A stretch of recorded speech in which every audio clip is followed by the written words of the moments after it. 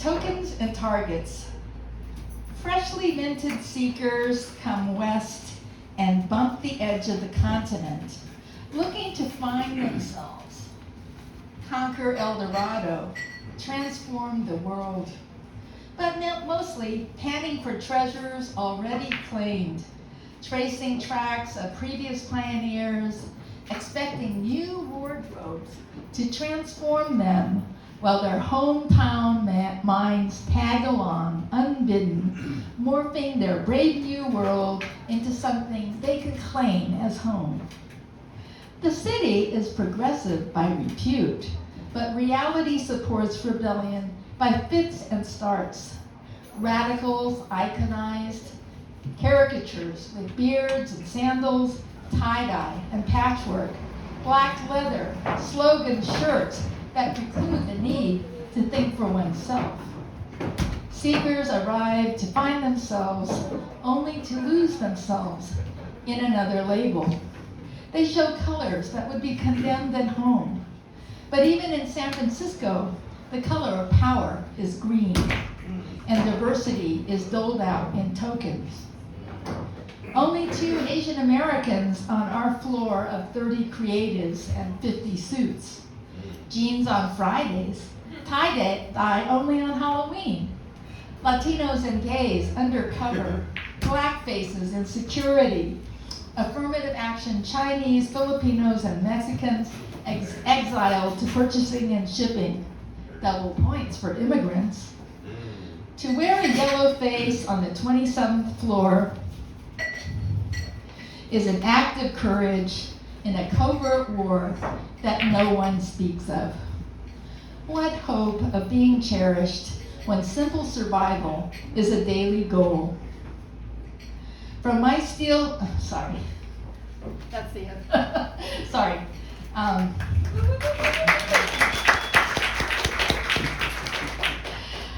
My brains are boiled. I spent the last 3 days working on a big grant proposal so I can keep giving out free literature to people. So I don't have any brain cells left. Steal away. From my steel gray cubicle, my eyes escape to the cool gray city unrolling below me. Rooftop gardens and bocce ball courts, ranks and rows of offices and apartments amid traffic heading nowhere. Every now and then, a hint of green, Chinese red, craftsman brown shingle, the blue of bay waters beyond Russian Hill. Here on the 27th floor, the focus is finance. Numbers rule, the bigger the better. Romance calculated by bedpost notches, or zircons leading to diamonds, to weddings pricier than most parents' homes. Soon enough, the thrill will sag under mortgages, SUV payments, roving eyes, clandestine gropes. Here, in this high-rise citadel, hermetically sealed windows keep out the gunning of engines and the roar of guns, the stink of oils that fuels wars and greases the wheels that run our lives. 27 stories above the ground, but how many stories down do you have to dig through mud and sand to find bedrock? Where is the barefoot child blowing dandelion wishes by the strawberry field? Where is the hippie practicing patience in a slate-floored ashram? Where is the young mother blowing bubbles with little ones, grown now into teens, who need me now only to pay the rent, stay out of their business, be the rock they push off from? From my steel gray cubicle, my eyes escape to where?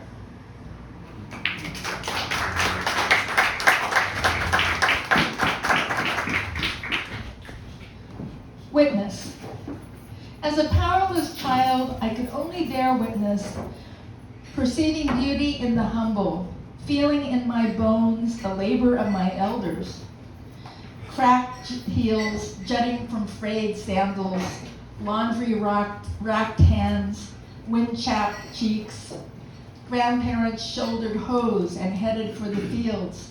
Mom stoked fire under the galvanized wash tub in the muddy yard, tempering scalding heat with panfuls of cold so we could scrub harsh bars of yellow soap across sweat-stained denim, rubbing our knuckles raw against the washboard. Elders let us youngsters rest when we got tired. Read a book in the shade of the house, improving our minds so one day we could witness things they'd never see.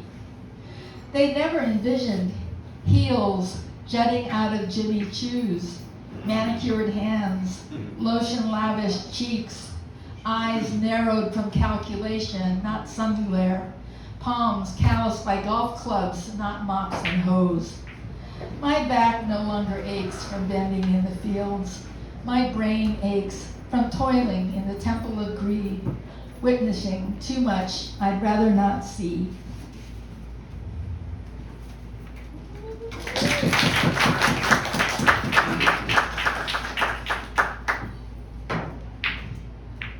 Two more short ones.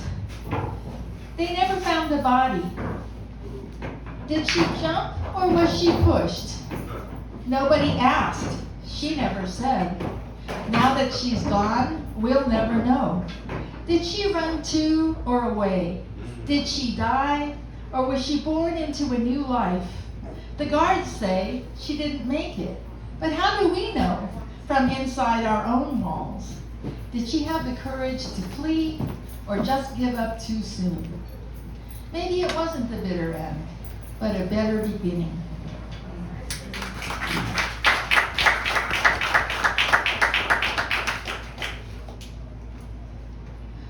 What could have been? More than the list of what you've got, what is the tale of what is not?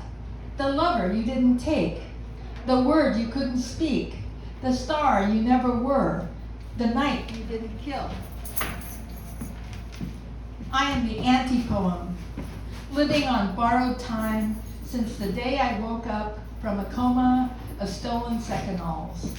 You could build sermons on my mistakes. I'm the one who risked it all, stepped off the path laid out for me. I've had plenty of cause to be sorry, but never a reason to regret.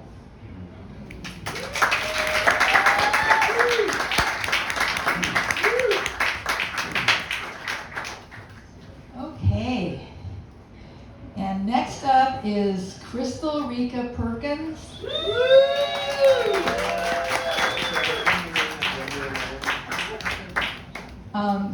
She's a Black Japanese fiction writer and teacher living in Oakland, California.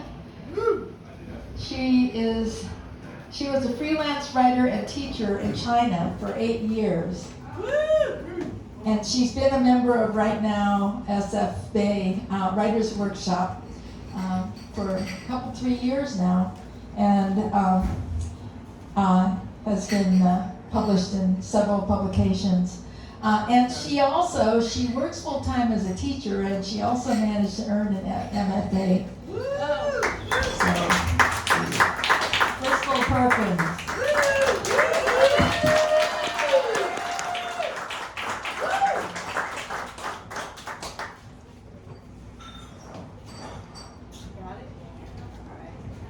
Good evening, everyone. Good evening. It's good to see you all. Thank you for coming out. As Shizue said, I lived in China for 8 years, and I've traveled all over China. I went to Tibet. I studied a lot of Eastern philosophy, including Buddhism and Taoism. I was in China in the mid-90s. I originally went there also because China was changing a lot at the time, and I wanted to see it from my own eyes. But I saw a lot that was also disturbing in terms of politics and human rights. And this story I wrote, I delve a lot in humor and satire to kind of change my anger into laughter, I guess. So this story is called The 15th, And it's about the Dalai Lama and Archbishop Desmond Tutu having a conversation about reincarnation, because at that time, China, the government of China had actually said that you have to apply in order to reincarnate. I know. It's called the 15th. The 14th Dalai Lama, in his saffron and burgundy robe, prostrates before the large Buddha statue and gestures for the Archbishop Desmond Tutu to sit on the small brown corner couch set facing the statue. An acolyte brings out a large wooden bowl with unshelled peanuts and smaller bowls for the shells. Another monk brings out 2 small clay cups and a large clay jug. He fills each cup with a frothy golden liquid, cham. Dalai Lama thanks the Lama with prayer hands and bows and says, "Ah, rice wine brewed and handcrafted by our monks." Then he sits down cross-legged on the couch next to his friend, turns to the Archbishop and raises his cup with both hands to toast. "Sup bok the tongue." The Archbishop chimes, "Amandala." He surveys the room, grounded by the shades of earthly colors, and deeply inhales the sandalwood incense. After drinking, the Archbishop and His Holiness each signify that they have emptied their small cups by turning them upside down. As soon as they put them back down on the table, a monk steps to the table and fills both cups. Then the monk fades into the background, standing in half meditation near the door. His Holiness gets up and paces. He wants to say something, but he hesitates. Then, noticing that Tutu looks taken aback by his agitation, Dalai Lama blurts out, "Ain't this about a bitch, DT? The Chinese outlawed reincarnation. Can you believe that?" Now that he has said it, all the rage that he has been holding is released in a torrent. He reaches underneath the coffee table, pulls out newspaper articles and faded documents, slamming them on the couch beside the Archbishop. Shocked and concerned, Tutu pulls out his reading glasses and puts them on. State Administration for Religious Affairs? Order number 5? Tokas must complete an application and submit it to several government agencies for approval? Otherwise, it's illegal or invalid? Say what? While the Archbishop flips and skims through Time Magazine, Xinhua News, the London Times, article clippings, His Holiness rocks back and forth, side to side, wringing his hands, trying not to cry. But when he closes his eyes, tears well up and roll down his cheeks. He whines, "They wait for me to die so they can run my next life and manage my homeland." Needing another drink, he looks up at one of the silent monks and purses his lips in the direction of the cups. A monk fills each one and steps back to the wall. The 14th plucks up his cups and quaffs the chang as if he's consuming his emotion. I have spent many hours and months in meditation on this situation, asking for signs from the Palden Lama, protectress of the Dalai Lama lineage.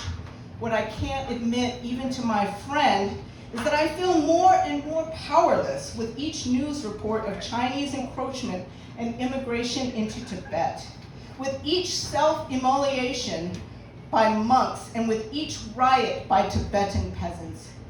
Maybe my 14th incarnation is a drop the mic lifetime, and I should enter nirvana. Now, my friend, why you cry? Sounds like we need those hands, the Archbishop retorts.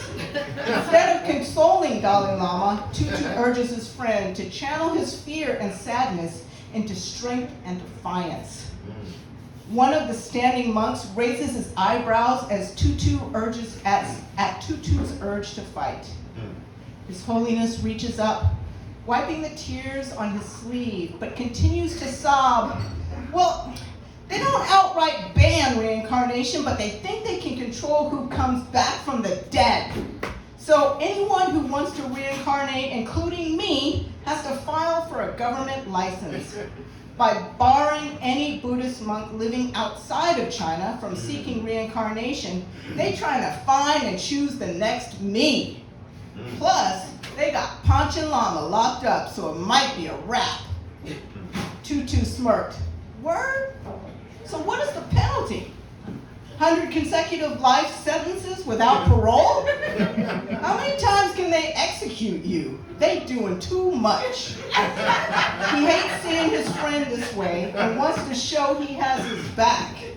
But first, he needs to pee. While the Archbishop uses the bathroom, the Dalai Lama stands up and walks towards the patio. He opens the sliding door and he looks down at the myriad of balconies of apartments crammed with Tibetan families nestled among the pine and deodar trees. He chuckles as a family of 3 monkeys jumps onto the balcony of one of the apartments to forage for scraps of food. He is forever grateful to India for delegating this small piece of their own country to Tibetan refugees. His eyes go from the valley and the market streets below across to the Himalayan mountains. He misses his home there and the throngs of people on the other side of those mountains.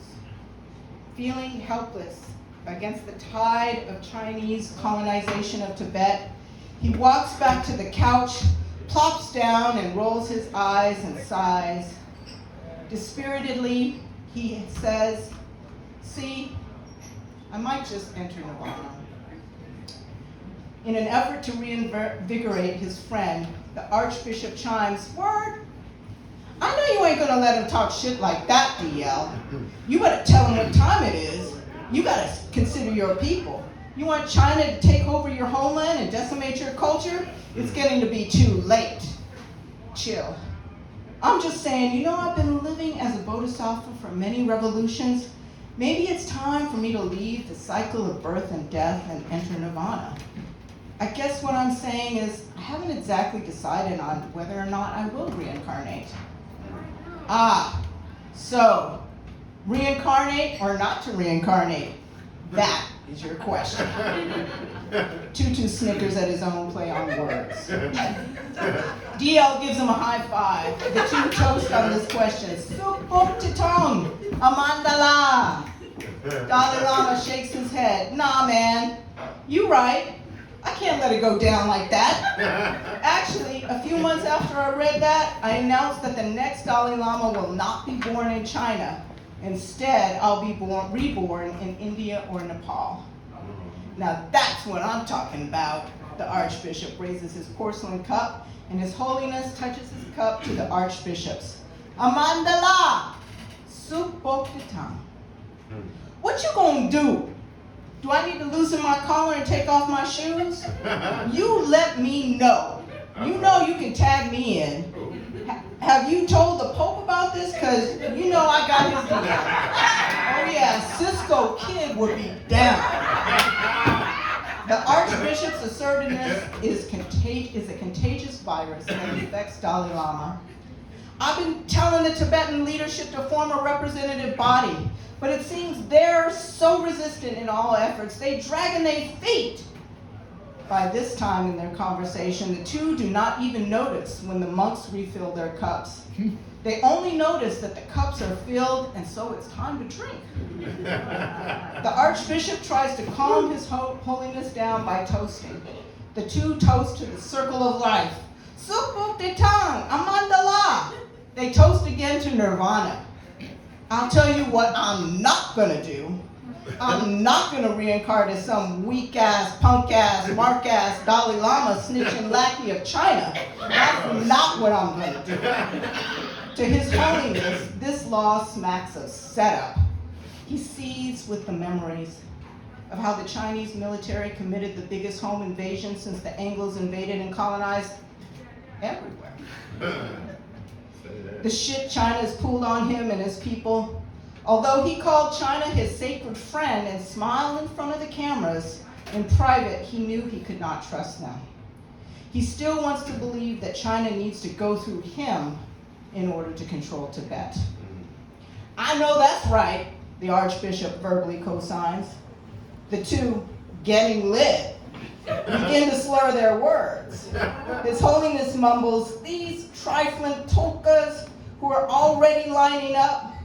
He topples over and picks up his cup to toast. Supo the tongue, Amadallah. But the 14th continues to vent. Chill, I'm gonna handle this. After all, I am the Dalai Lama. Yeah. You fucks with me, then you fucks with the most peaceful. I'm laying these little verbal breadcrumbs. I'm gonna wait till I'm 90. Tell everybody what's up. Give the Chinese some time to sweat. I could really come back as anything as long as I have some Tibetan blood in me. The Archbishop intuits. No, cuz if you come back as some white Euro, then you might be a Richard Gere type. And there might be an issue of cultural appropriation or white privilege. Latino, they might associate you more with Catholicism. And he holds up his cup with a sudden idea. Ideally though, it would be really cool if you reincarnate as a sister. There is silence in the room as the two men cogitate. The Dalai Lama recalls his previous 13 incarnations. His first through third incarnation were par for the course. He mainly spent those lives setting and overseeing temples and great monasteries. His fourth incarnation, he was born in Mongolia and relocated to Tibet. But without that loss of street cred, he was not recognized by most Tibetans. Some incarnations he died young, others he lived long. He didn't really play politics until about the 10th reincarnation. But one of his favorite incarnations, other than the life he's living now, was the 6th, where he was big pimpin'. Living that playboy, yes. That's when LLDL. Ladies love Dalai Lama.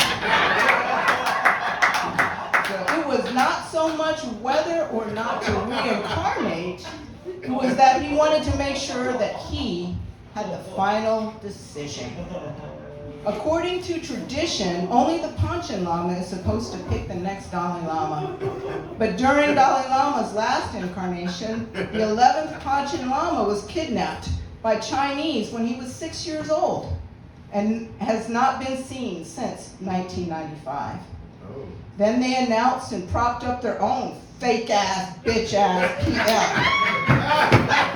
Their way of trying to check and mate. So 14th gotta find a different way to rebirth. Hey, you know? His Holiness shakes his finger in the air while pondering the notion.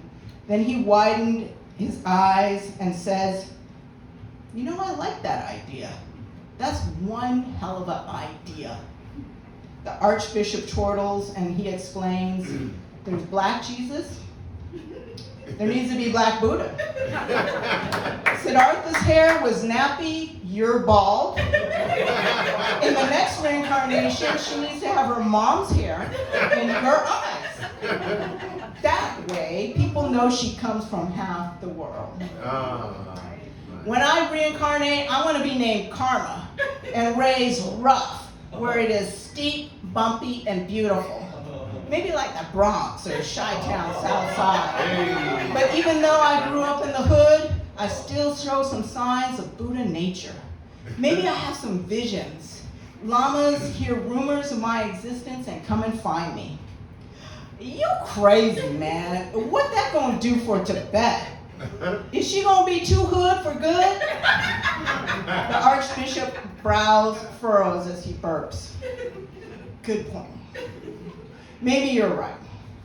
But even though she may be born in a different place or country, she has to have some Tibetan blood. Tibetans might accept her, but will the world? Then he came to the realization and asked, hey, why am I talking like I'm from the hood? The Archbishop sighs, shakes his head, and replies, because, Your Holiness, You are in a dream. He reminds the Dalai Lama,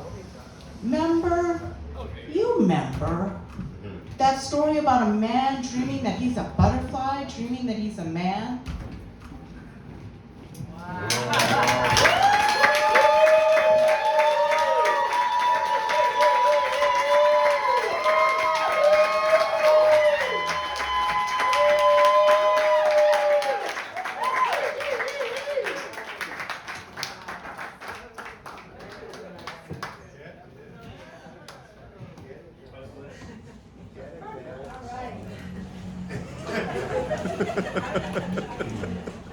Our last reader is James Cagney. He's a poet and author of Black Steel Magnolias and the Hour of Chaos Theory, published by Nomadic Press in 2018. And winner of the Penn Open 2019 Josephine Miles Awards. His second collection, Martian, the Saint of Loneliness, was published by Nomadic Press and awarded the 2021 James Laughlin Award. James is a Cave Canem Fellow who lives in Oakland, and I don't know how he manages to write such powerful poetry and do such powerful readings and still work full-time as a paralegal.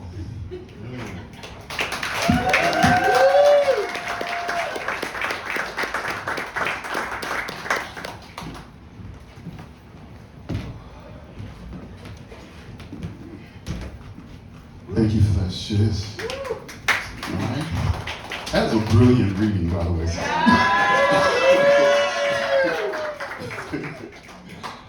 Shiz asked me to represent a little bit about what it was like working in the financial district. ...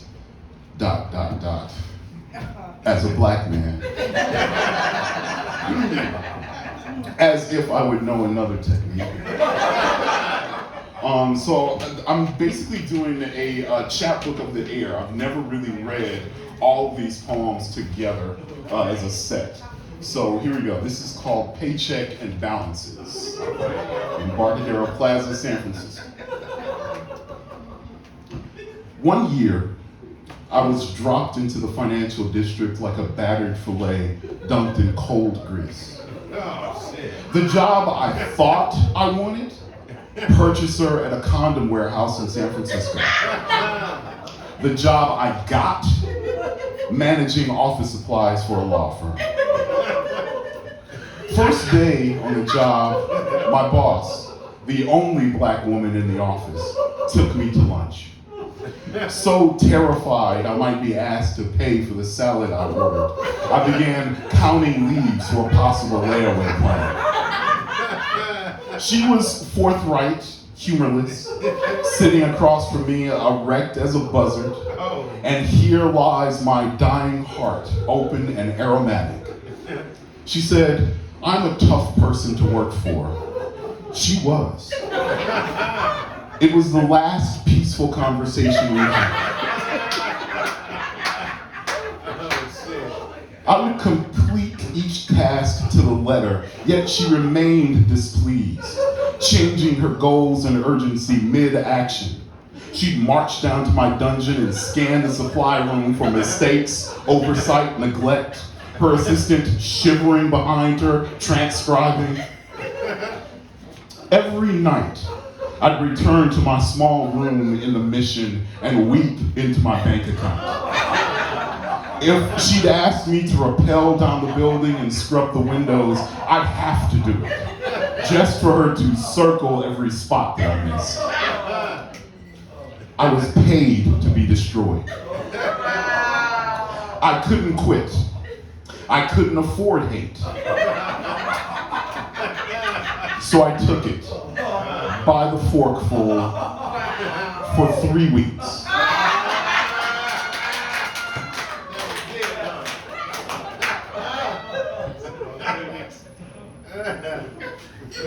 Then one day, she called out sick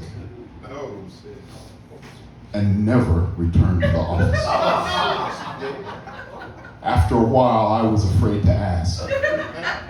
Her absence went unremarked, building wide, as if it were a kind of superstition.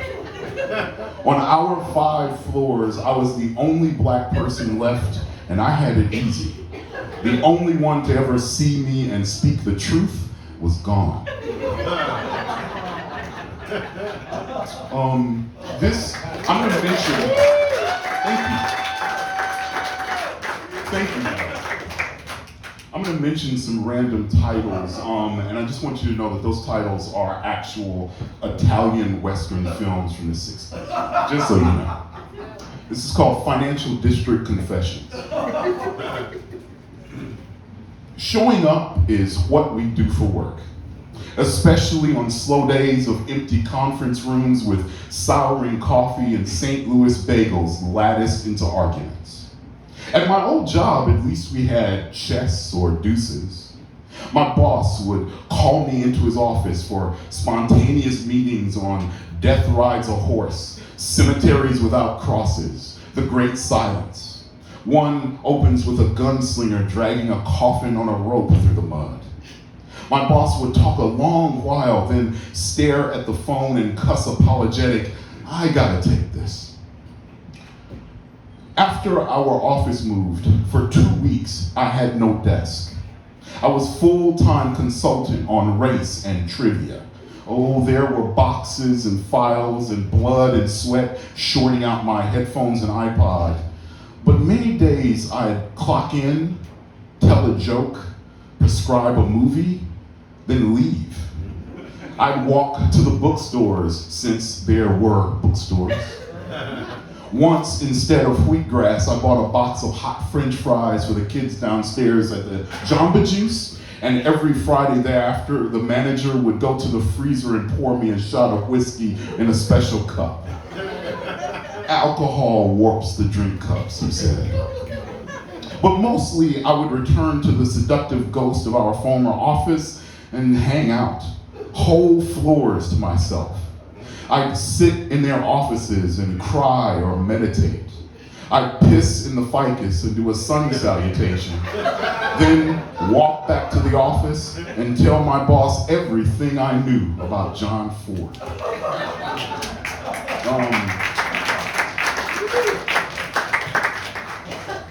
Drill for the apocalypse. Our 79-year-old boss walks out of his fish tank office and announces, "We're going to have a major earthquake." He points miles over his shoulder to the Hayward Fault like Babe Ruth calling out his home run shot. "It'll be the big one," he says. All 3 of his assistants, the entire office in pandemic miniature, spontaneously combust into a tizzy.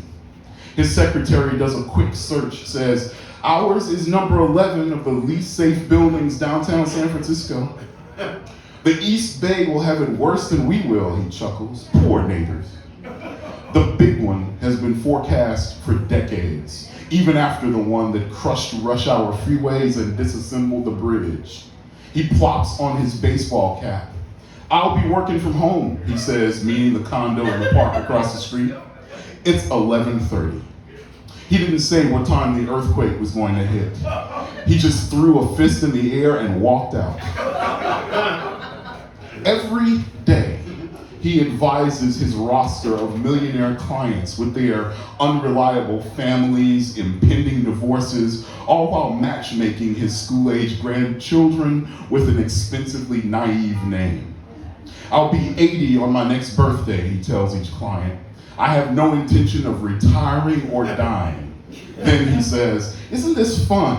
while handing off a 10-pound binder. The rest of us, stuck being poor, work for the clock, scheduled earthquake or not, and are expected to stay until it tells us differently. So while the office Googles statistics, I go to the kitchen, take the pot of decaffeinated coffee I brewed for him when everything was quiet and the morning was full of hope. I pour a black waterfall of liquid down the sink, amused over the waste of it all, while the office voices bite morsels of fear from the air. And what if we die here? What if we're already dead?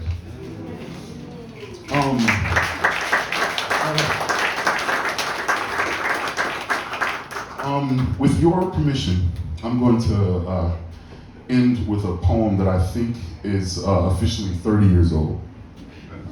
I wanted to also share this because this is, even though I've been talking about the financial districts, this actually technically is the first real job that I ever had, and it's one of the first real poems that I ever sort of constructed as a writer, learning how to do what this is here in San Francisco.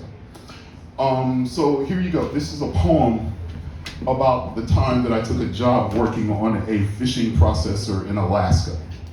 This is called In Hell They Make You Work. This is my life now. There is no feeling in any of my fingertips.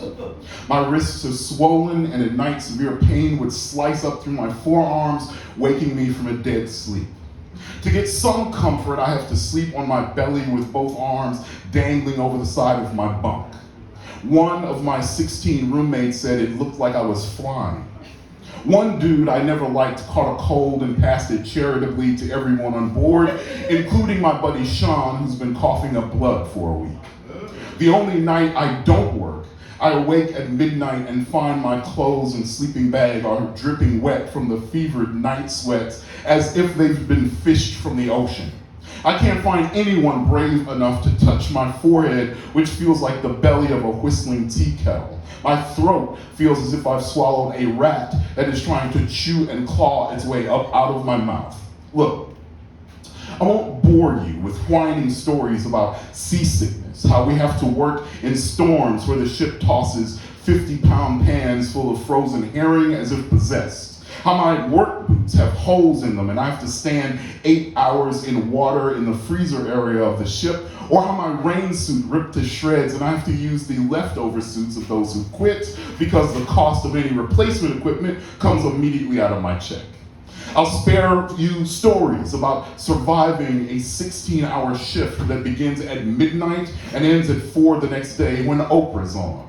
Or how the contracts we signed were put on the table once we were miles away from shore, and how I realized I wasn't going to get rich quick by working $5.13 an hour, or how I get electrical shocks whenever I try drying my clothes, or the hand-scribbled notes posted by the ship's full-time staff that remind us to flush the toilet, oh, and how stupid and useless we gubs truly are.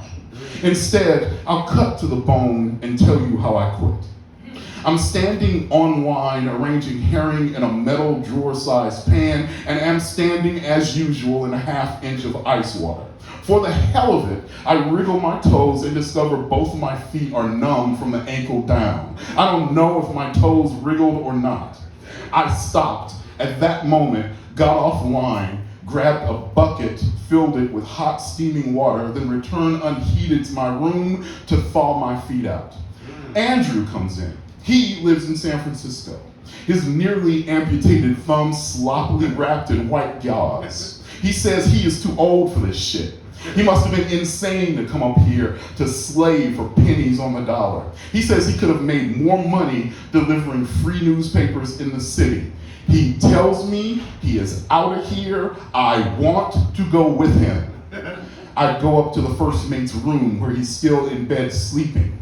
He rises and rubs his thick curly hair, paunch belly, bushy mustache. He's seen the same frantic and disturbed look now twisting my mug year after year. He knows full well that the job we came up here for was bullshit, that the money sucks, and the living conditions would be embarrassing even to Haitian refugees. He crosses himself thinking if we knew like he knew, we would have hidden under a table in Seattle with a bottle of gin hooked into an IV drip in our arms, whispering dirty Eskimo jokes and forgetting the punchline. He gently pleads with me to consider staying, just a few more weeks, at least until herring season is over. I want to tell him to go fuck himself, but even under these conditions, I'm too polite to do that. I change clothes, go in the galley, dig through a box of videotapes, find RoboCop and load it into the jerry-rigged VCR. Andrew is already there, calmly sipping coffee.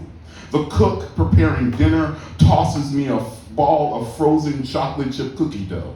I nibble it and realize that my image of hell was all wrong. You don't stand on a beach shoulder to shoulder with Adolf Hitler and Jeffrey Dahmer silently watching an ocean of flames burn for eternity while contemplating your sins and decisions. You don't burn in a pot of slime, moaning and screaming in misery, your body seasoned with ulcerated boils, pain, and disease. No, in hell, they make you work. All right, thank you.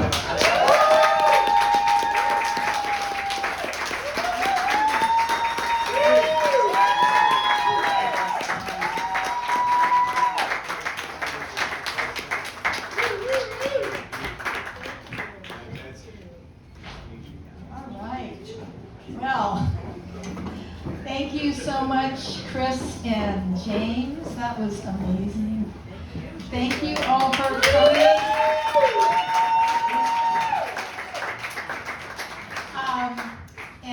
I want to thank Litcrawl, and